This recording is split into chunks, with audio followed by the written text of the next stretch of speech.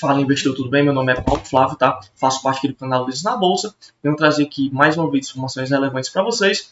E hoje a gente vai falar do DEVA11, tá? Um fundo imobiliário que vem sofrendo desvalorização no último ano de quase 23%.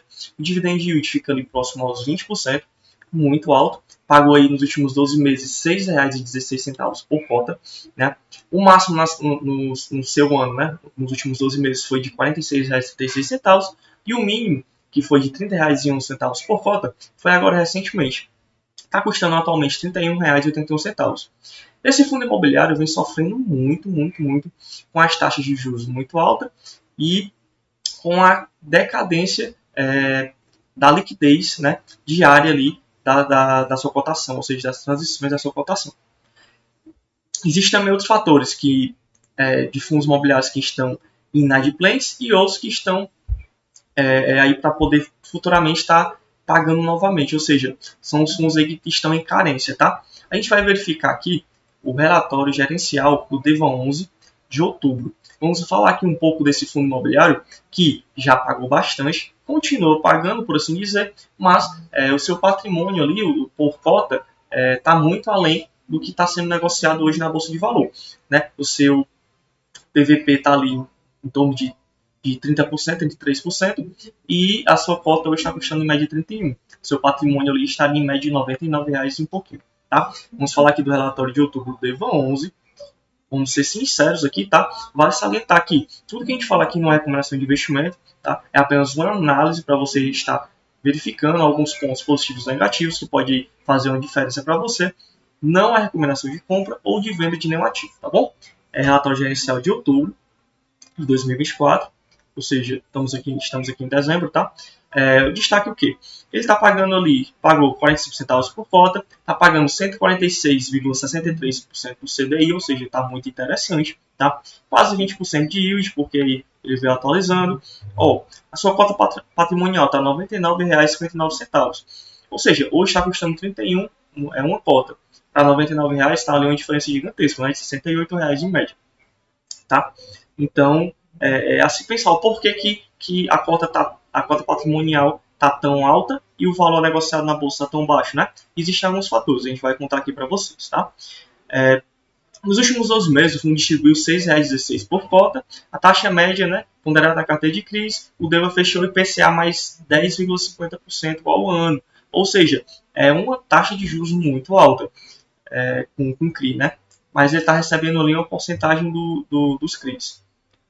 Ele consegue estar ali também movimentando, tá? Não é um fundo que está inerte. Esse fundo imobiliário, que é o DEVA11 que a gente está falando, ele está vendendo imóvel, está ali adicionando CRI, ou seja, ele está ali fazendo negócio. Ele não está inerte no mercado, beleza?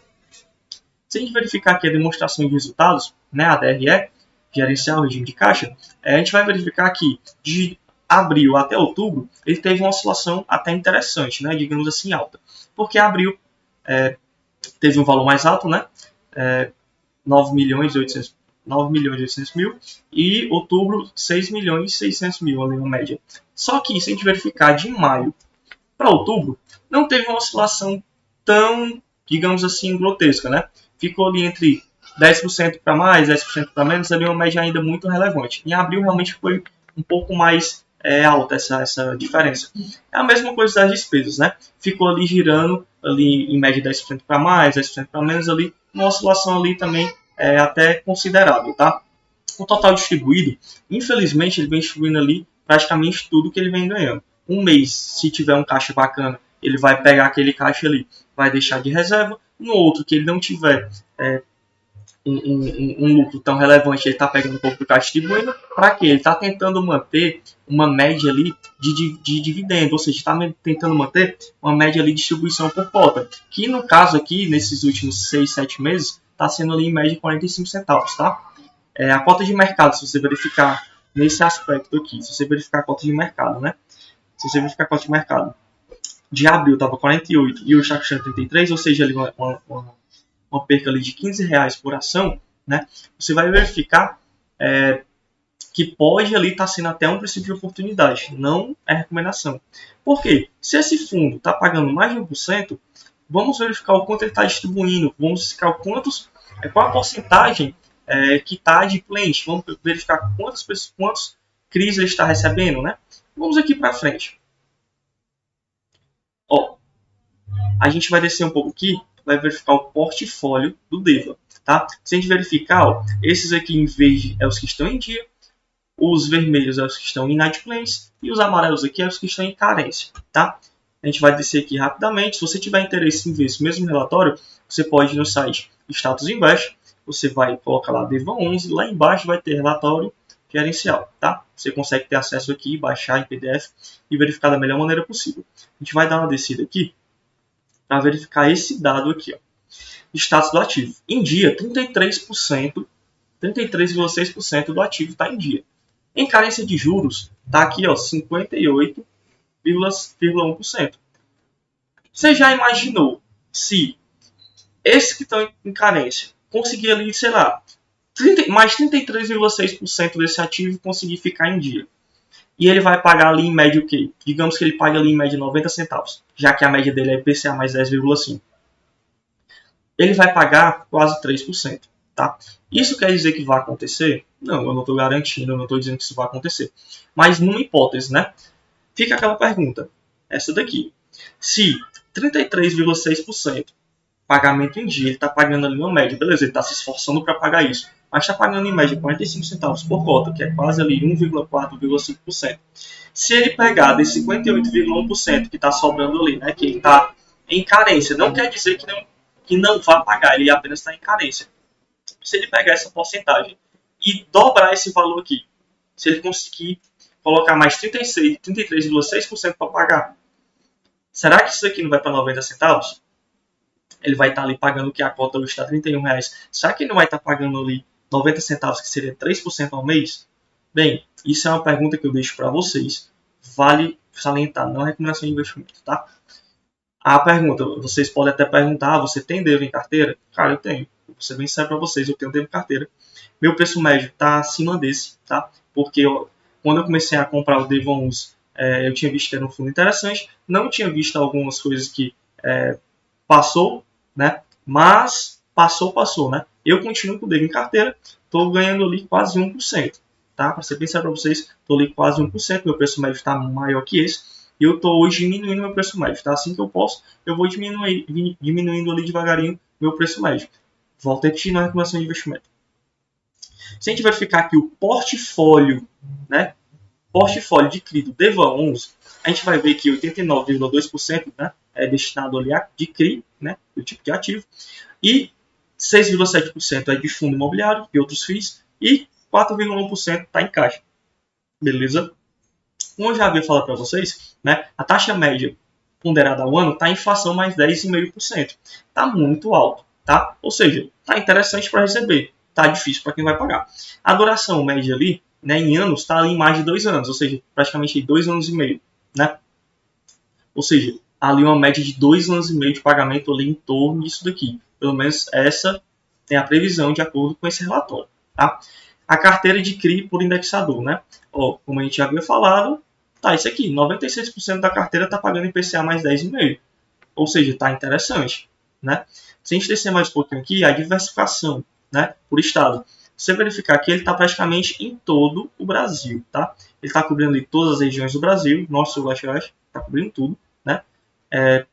E está até meio, né, balanceado, porque ele está ali, ó, digamos ali, 34% no sul, 27% no sudeste e 18% no centro-oeste. Beleza, tem muita pouca região ali do centro-oeste, nordeste, mas a gente vai saber que as grandes metrópoles vão estar ali no sul e sudeste, né? Então, e até ali no centro-oeste, ou seja, é realmente onde o dinheiro está girando, né? Descendo mais um pouquinho aqui, a gente vai verificar. Pronto. Porque um dos motivos, né, por que a cota do fundo imobiliário DEVA 11 caiu tanto, né? Um dos fatores é a questão da liquidez, tá? A gente vai verificar aqui a quantidade de cotas negociadas. De abril para agosto, cresceu demais. Se a gente verificar só de abril para setembro, caiu mais do que a metade, ou seja, abril 879 mil, maio 667, junho 626, julho 559, agosto 519, setembro 421 e agosto tem uma subida. Verifiquem, né, a quantidade de negociação aqui e verifiquem de acordo com o valor da cota, do valor patrimonial, perdão, do valor da cota. O que é que acontece? Quanto mais liquidez, a tendência é que a cota suba, né? O valor da cota suba, a tendência é essa, tá? A tendência. Então, se a gente verificar, abril é onde o valor estava mais acentuado e foi decaindo, até chegar ali em setembro, que o valor realmente despencou. Agora, em agosto, setembro e outubro, né? Agosto, setembro, outubro, deu ali uma subida, deu uma caída, e agora em novembro, aqui no finalzinho de novembro, deu uma subida, tá? Só que foi uma subida curta, digamos assim, foi um curto espaço de tempo. Mas essa subida que deu uma subida ali de quase 10%. Ele chegou ali no seu fundo de R$30 e um pouquinho, ela subiu ali 30, 33 e alguma coisa. Ou seja, em pouco tempo, conseguiu ali recuperar 10%. Né? Vale lembrar que se o fundo voltar de 30, né, ele está em média R$30, R$31, para 45, é uma guinada ali de quase 50%. Só em valorização de cota. Tá? Porque ele está pagando ali quase 1,5%. E se os fundos que estão inadimplentes ou os fundos que estão em carência começarem a pagar, que a previsão, se eu não me engano, se eu não estou enganado, a previsão está aí para o meio de 2025, ali para junho, julho de 2025, eu creio que esteja por aí, uma boa parte deles vai voltar a pagar, então provavelmente ali deu uma respirada o DEVA11, tá? Vamos descer aqui mais um pouquinho. Volume negociado, preço, mercado secundário, né? A gente verificar aqui o valor, só o valor da cota, né? Em novembro de 2023, 43,06, em abril, 48, e outubro, 33. Ou seja, daqui para cá caiu R$15 e daqui para cá subiu 5, tá? Ou seja, a probabilidade é que ele ali, se melhorar a situação da liquidez, se melhorar ali as notícias dos fundos que estão inadimplentes ou em carência, a tendência é que o mercado ele consiga ali animar, né, e voltar a comprar mais DEVA11. Outra coisa muito importante, tá, que aconteceu, só que de uma maneira negativa, foi a evolução da quantidade de cotistas. No lugar de evoluir, ela caiu. Se a gente verificar aqui, ou seja, a desconfiança do mercado é muito grande. Né? Se a gente verificar aqui, novembro de 2023 tinha 126. Né? Aqui botar uma média, né? Tá por milhares, tá? Então eu vou botar aqui uma média. Tinha 126, né? Mil cotistas. E em outubro tem 99,6, caiu aqui praticamente 20%. Com isso, proporcionalmente, a negociação, a liquidez vai diminuir. Ou seja, se tiverem boas notícias do DEVA11 com os fundos que estão inadimplentes ou com os fundos que estão em carência, né? Se o mercado, digamos assim, a inflação der uma estabilizada, uma respirada, e os fundos que estão aí em carência voltarem a pagar, o DEVA11 pode realmente recuperar e voltar a respirar. Com certeza, se isso acontecer, essa situação aqui dos cotistas vai ampliar e a situação ali na liquidez vai aumentar. Consequentemente, seu preço médio pode aumentar. Tá? O fundo, basicamente, ele tem muito para onde subir. Só que, por se tratar de renda variável, também pode cair. Tá? É uma incógnita ali. Mas a base dele, em questão de CRI, em questão do que está recebendo para o que está pagando, está ali bem equilibrada por que está pagando hoje. Tá? Porque ele está praticamente ali distribuindo tudo que está recebendo, mas se os fundos que estão em carência voltarem a pagar, ele consegue dar uma equilibrada aí nessas contas. Tá? Então, aqui quando a gente descer, né, tem aqui os imóveis do fundo, os ativos, etc. Né? E era isso que a gente tinha para trazer para vocês hoje. Tá? Esse relatório aqui do DEVA11, volto a repetir, né, reforçar aqui na recomendação de investimento, mas analisem, vejam se é muito risco para vocês ou não, vejam se você depois desse vídeo aqui, você achou interessante, né, uma coisa A ou B, fica aqui uma orientação que vocês podem estar baixando, tá verificando esse relatório aqui por completo no site Status Invest, tá?